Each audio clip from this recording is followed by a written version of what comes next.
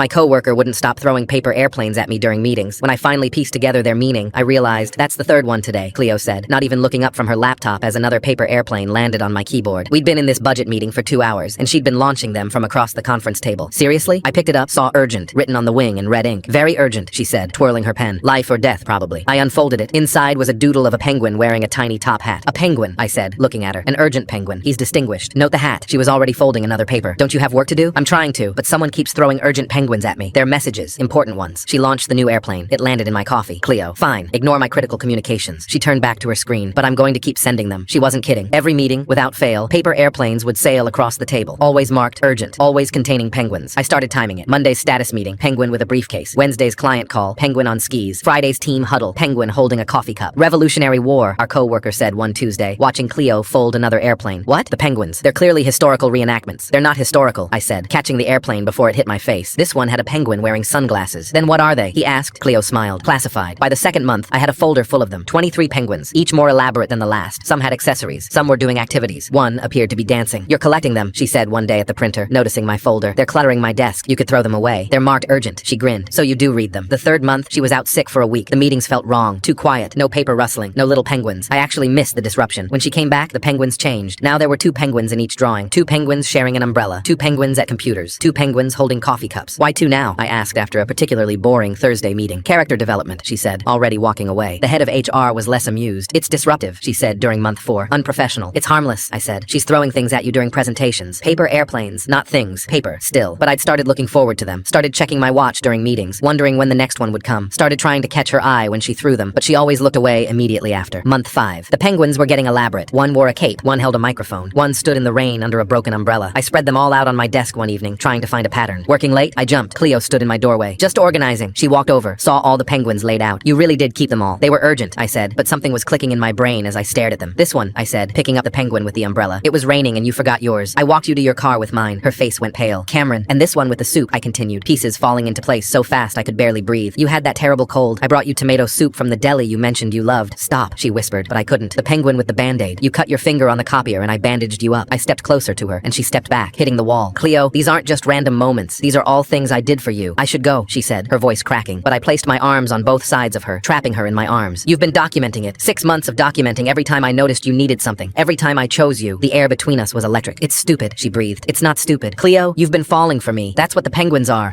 Don't say it. They're love notes. She made a small sound, somewhere between a laugh and a sob. Urgent love notes, I corrected, leaning closer. 6 months of urgent love notes disguised as penguins. Cameron. I kissed her then, right there against the wall, and she kissed me back like she'd been waiting 6 months to do it.